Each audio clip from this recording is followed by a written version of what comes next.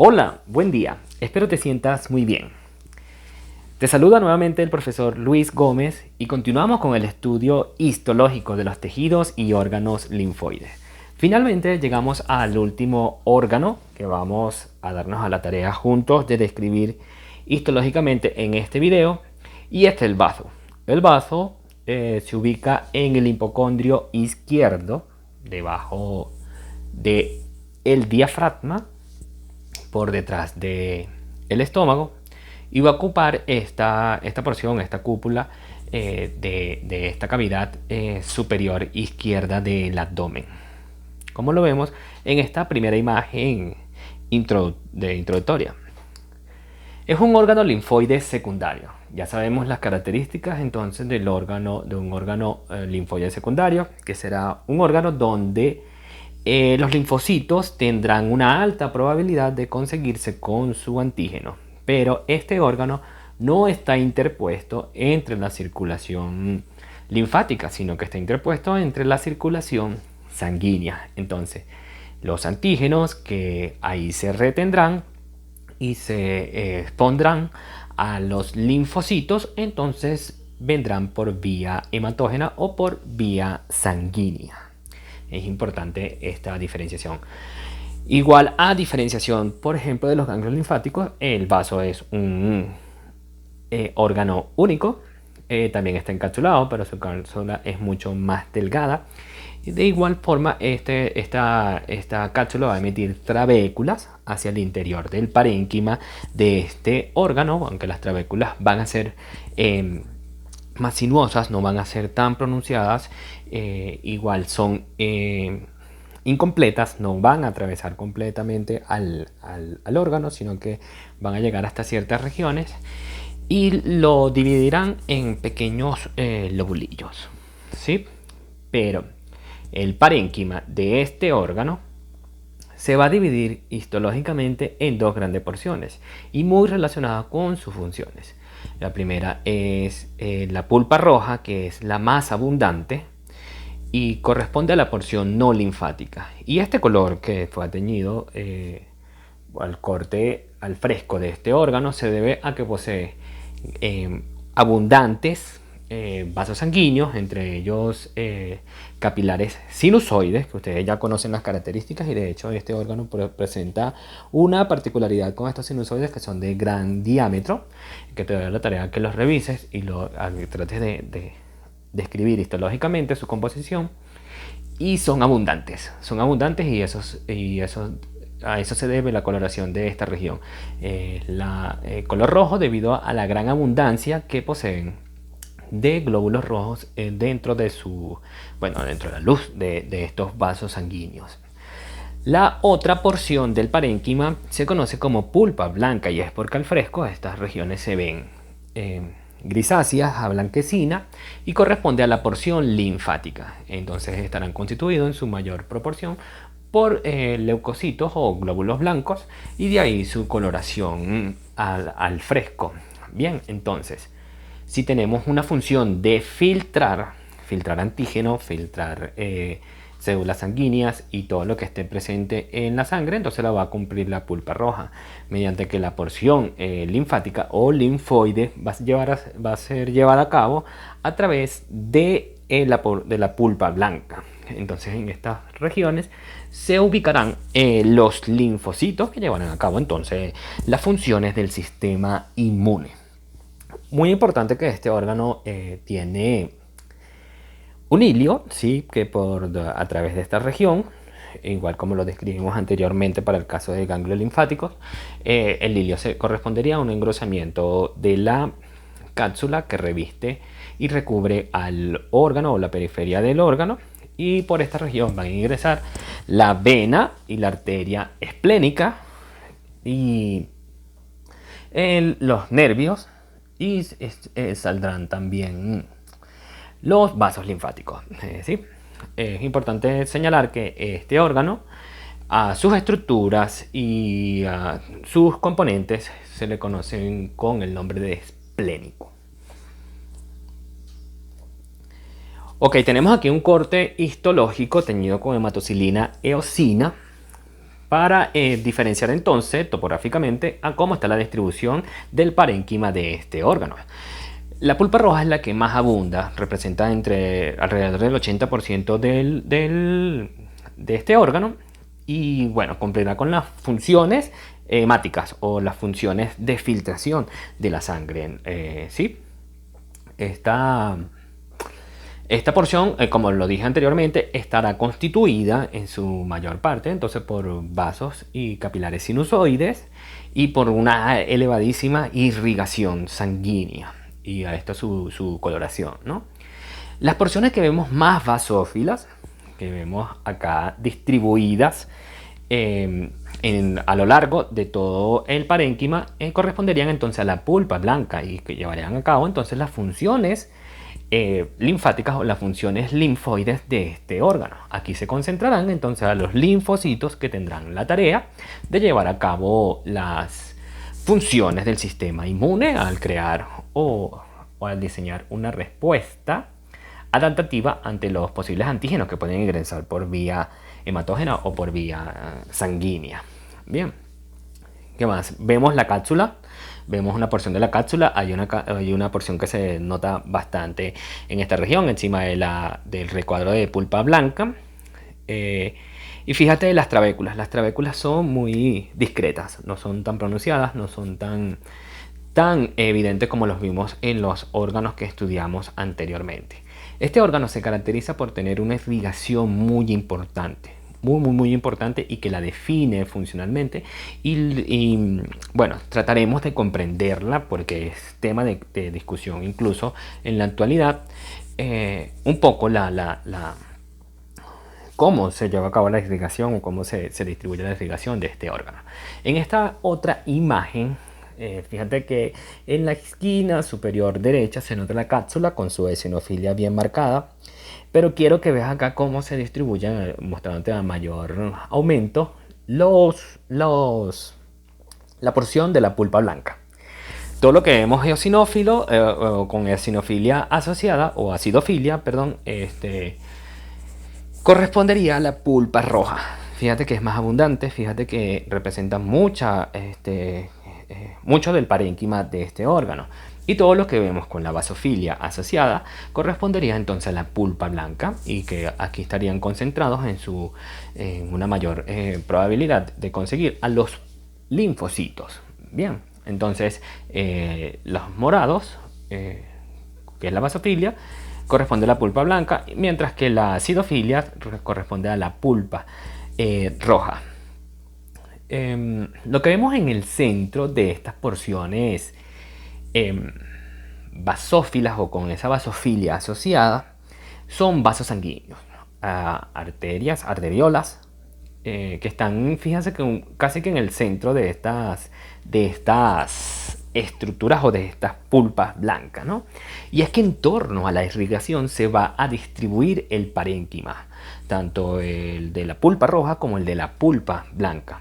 Entonces fíjense cómo hay esa organización periférica alrededor de este vaso sanguíneo y ahí de la importancia de que conozcan las características histológicas del sistema vascular sanguíneo para poder identificar estas regiones y así hallar a la pulpa blanca y identificar la distribución y los posibles, el parénquima, ¿no?, que está asociado a estas regiones. Entonces fíjate cómo los linfocitos tienen esa afinidad o esa distribución a estar alrededor de los vasos sanguíneos y tiene pues algo de lógica, porque si los linfocitos van a darse la tarea de identificar o de encontrarse a los antígenos, perdón, que puedan proceder de vía hematógena o de la vía sanguínea, entonces ellos deberían de localizarse lo más cercano posible a un vaso sanguíneo.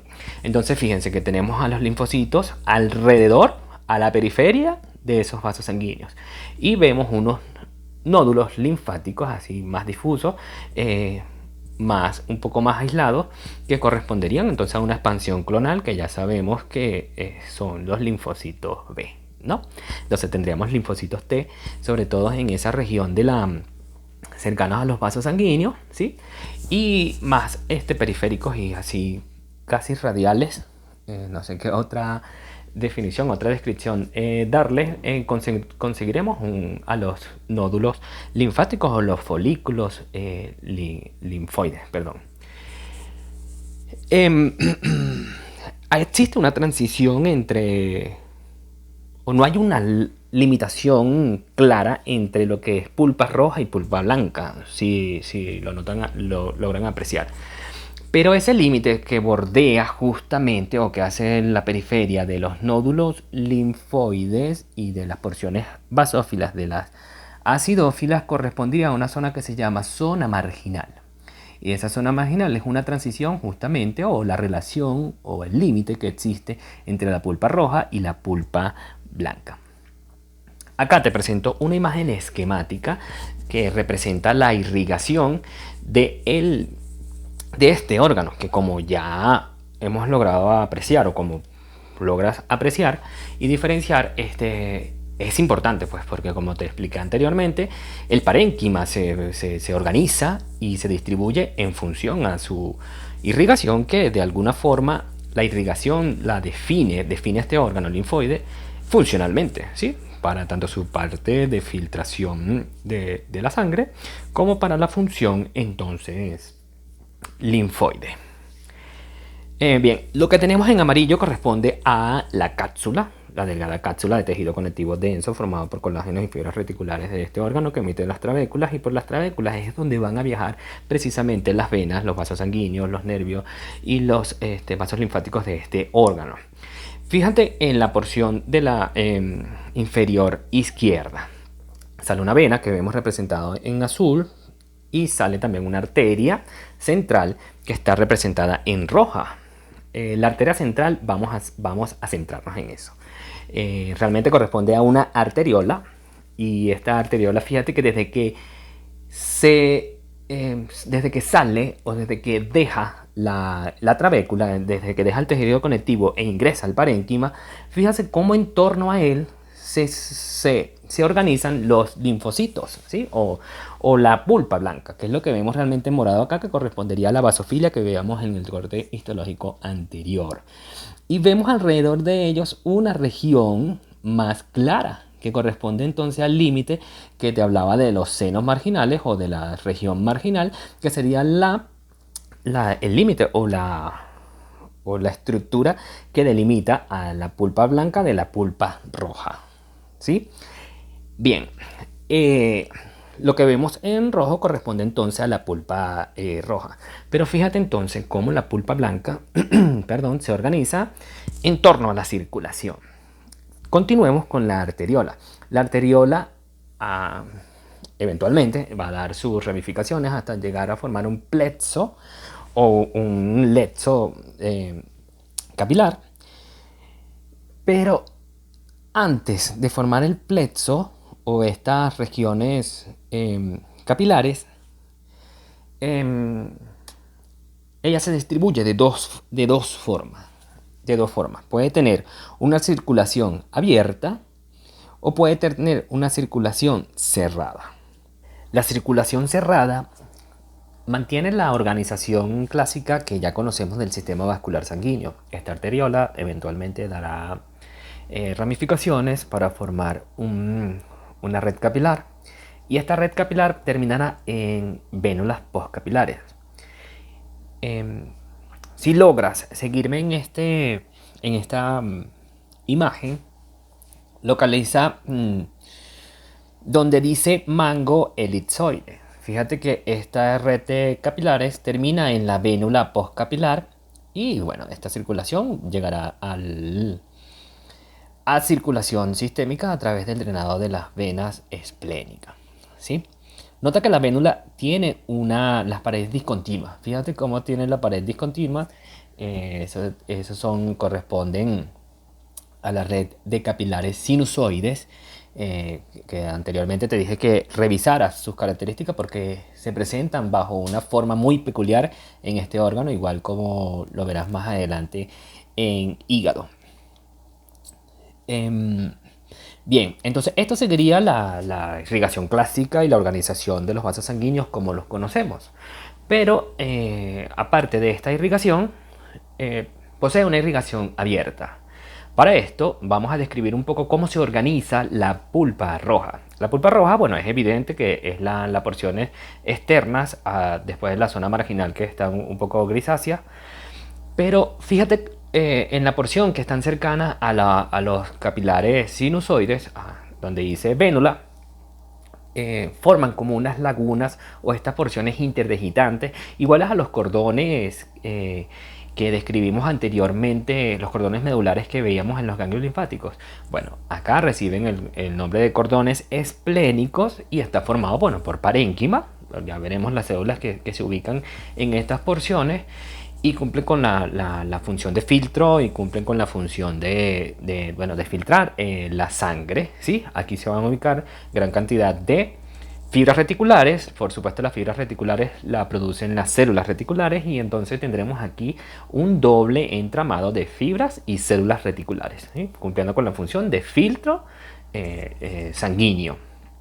Ubicaremos acá también macrófagos y células dendríticas que tendrán la tarea de fagocitar a todos esos agentes extraños que ingresen por vía hematógena o vía sanguínea para ser presentado entonces a los linfocitos. Bien, esta región es muy importante. Fíjate que las terminaciones de estas arteriolas que proceden desde la arteriola central no culminan o no tocan a la vénula, o a los capilares sinusoidales. ¿Lo notas? Fíjate que no termina como la que vemos en el manguito elipsoide, sino que drenan o terminan directamente en la porción del parénquima de la pulpa roja, ¿sí? Ahí ellos están abiertos, por eso se llama circulación abierta, y de esta forma la sangre baña entonces a estos parénquimas, va a ser filtrado por la cantidad de fibras reticulares y de células reticulares que están presentes ahí, más los macrófagos, las células dendríticas y el resto de las células que forman parte de este parénquima, ¿sí? Lo que logra ser filtrado, lo que logra pasar por todo este entramado de fibras y de red, va a pasar por difusión hasta llegar a introducirse por los poros que poseen entonces los capilares sinusoides, ¿sí? Esto es lo que ocurre en cuanto a la organización del parénquima de este órgano. Espero que me hayas entendido. De todas formas, te voy a mostrar un video para hacerlo un poco más dinámico, para comprenderlo, ¿sí? Aprovechando esta imagen, entonces vemos, ¿no?, que en torno a la arteriola central se ubican entonces lo que vemos en morado. Justamente en morado recibe el nombre de vaina linfocitaria periarterial, porque está rodeando a este vaso sanguíneo que es de naturaleza arterial, pero en realidad corresponde a una arteriola. Lo morado, o lo que está es inmediatamente cercano a esta región del parénquima, en contacto con el vaso sanguíneo, abundan ahí, conseguiremos a linfocitos T. O sea que esta región entonces sería timodependiente. Bien, fíjate que cada tanto o cada cierta distancia, las arteriolas emiten unas proyecciones y en la periferia de estas proyecciones se registran o se ubican los nódulos o folículos linfáticos, ¿no?, que aquí reciben el nombre de folículos esplénicos. Ya te dije que todo lo que las estructuras histológicas que describiremos del vaso reciben la terminación de esplénico o el nombre de esplénico. Estos corresponderían a las zonas que tendrían entonces a los linfocitos B y serían las zonas dependientes de la médula ósea y con su centro germinal o germinativo, que corresponderían a los linfocitos B en expansión clonal. Entonces los linfocitos B, se distribuyen más hacia la zona o a los senos marginales. A esas regiones se ubican más los linfocitos B. Mientras que, bueno, el parénquima de la pulpa roja entonces se distribuye alrededor de estas regiones y ocupan estos espacios formando los cordones cerca de los capilares sinusoidales presentes en este órgano. Vamos a ver un video para que veas un poco el dinamismo, cómo funciona esta doble irrigación que presenta este órgano, tanto irrigación cerrada como irrigación abierta. Esta estructura abultada que vemos acá corresponden a los sinusoides venosos, que en la lámina anterior corresponden a esas lagunas azules que veíamos en ese esquema. Estos sinusoides venosos corresponden a la circulación cerrada. Fíjate el parénquima, que está formado por los cordones esplénicos, cómo tienen las fibras reticulares y las células reticulares en esta región. La circulación sanguínea cerrada de este órgano continuará el trayecto clásico que conocemos hasta terminar en la vénula. Mientras que la circulación abierta, fíjate cómo termina directamente sobre el parénquima de la pulpa roja. Aquellos eritrocitos jóvenes que tengan su citoesqueleto elástico y funcional podrán atravesar y deformarse para cruzar a través de los poros de estas vénulas. Mientras que aquellos que estén viejos o envejecidos o ya hayan cumplido su vida media y no sean tan elásticos, van a quedar atascados. ¿Qué sucede con estos eritrocitos atascados en los poros? Estos serán fagocitados por los macrófagos presentes en el parénquima de estos cordones esplénicos. Súper interesante y magnífica entonces la irrigación de este órgano. Fíjate cómo la irrigación define funcionalmente y cómo las células se organizan en torno a estos espacios para cumplir sus funciones y llevar a cabo entonces todas esas funcionalidades que deben cumplir para llevar la fisiología normal de estos órganos.